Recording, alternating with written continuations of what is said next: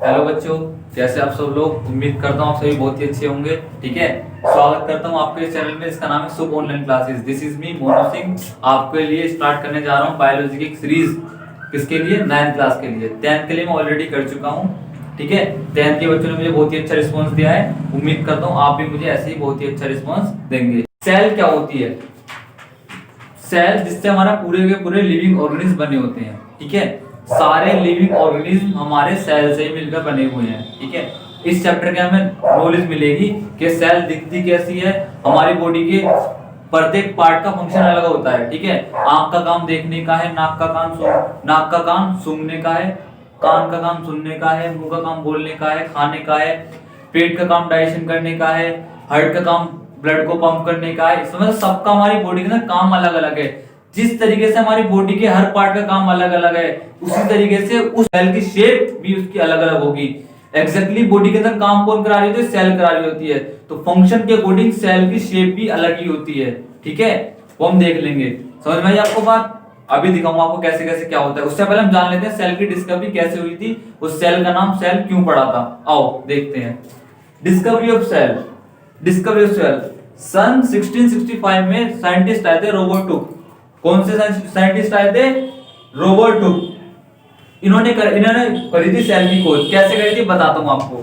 क्या करा इन्होंने अपना छोटा सा एक माइक्रोस्कोप इन्वेंट करा था। अपना छोटा सा एक माइक्रोस्कोप इन्वेंट करा था।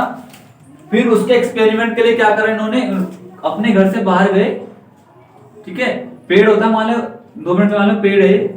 ठीक है, पेड़ की छाल होती है, ब्राउन वाला पार्ट होता है, उसको छुड़ाया, अपने माइक्रोस्कोप पर रखकर देखा।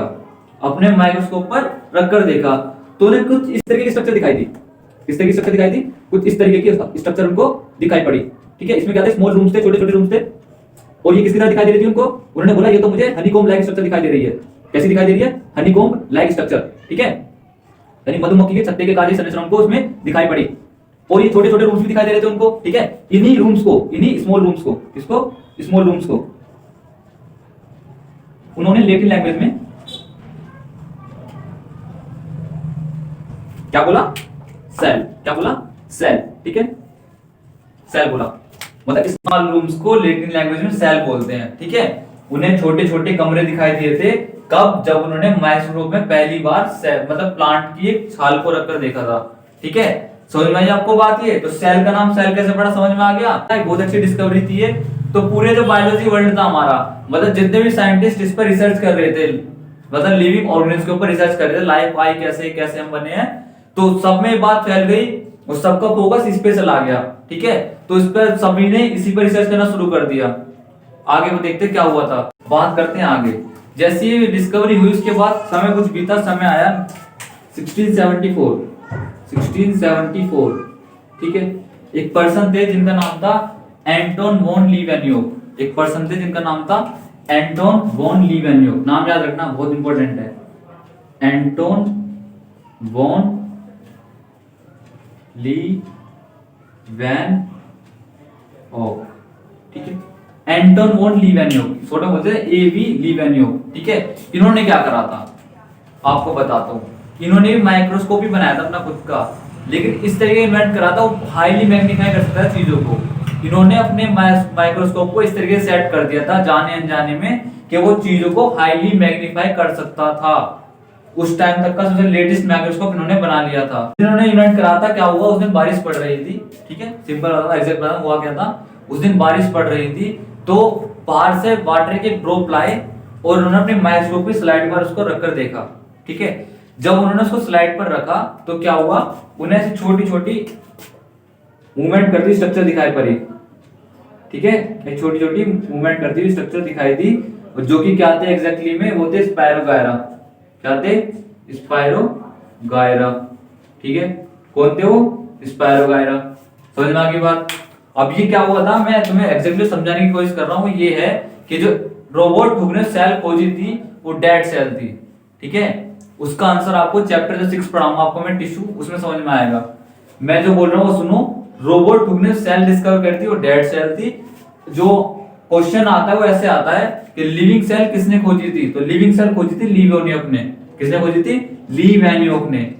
ठीक है, यानी हमारे रोबर्ट हुक ने डेड सेल की डिस्कवरी करी थी, अभी नॉर्मल सेल की डिस्कवरी बोल सकते हैं हम। लेकिन जो लिविंग सेल की डिस्कवरी करी थी वो किसने करी थी? एंटोन वॉन लीवेन्योक ने 1674 में। साथ ही साथ इन्होंने हमारे आरबीसीज यानी red blood cells and sperm cell की डिस्कवरी भी इन्होंने ही करी थी।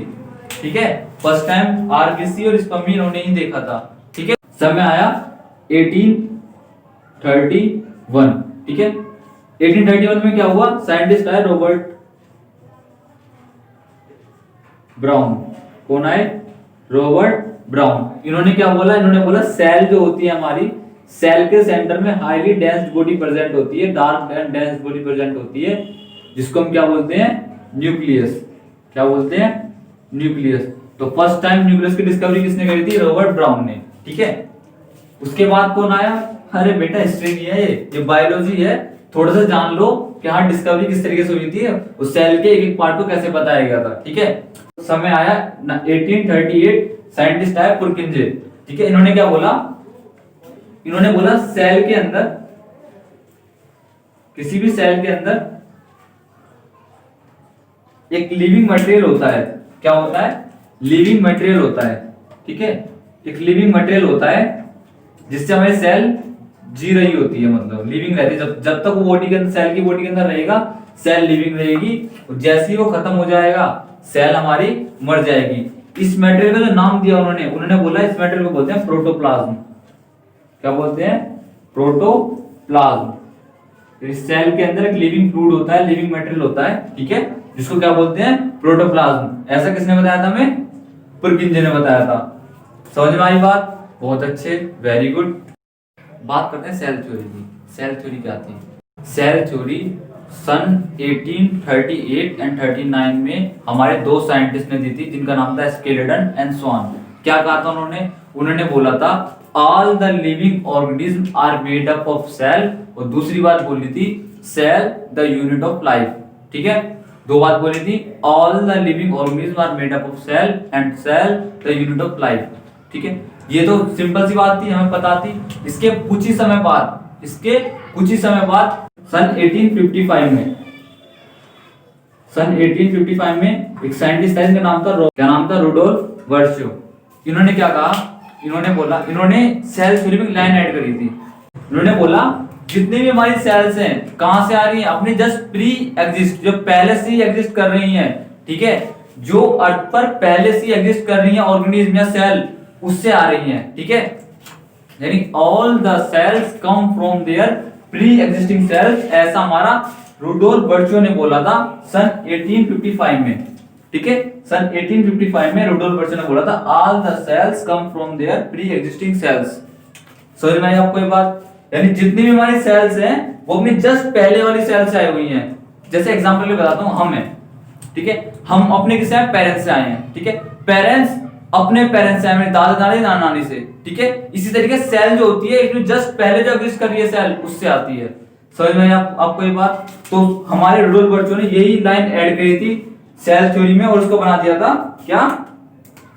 Modern cell theory. क्या बना दिया था? Modern cell theory. ठीक है,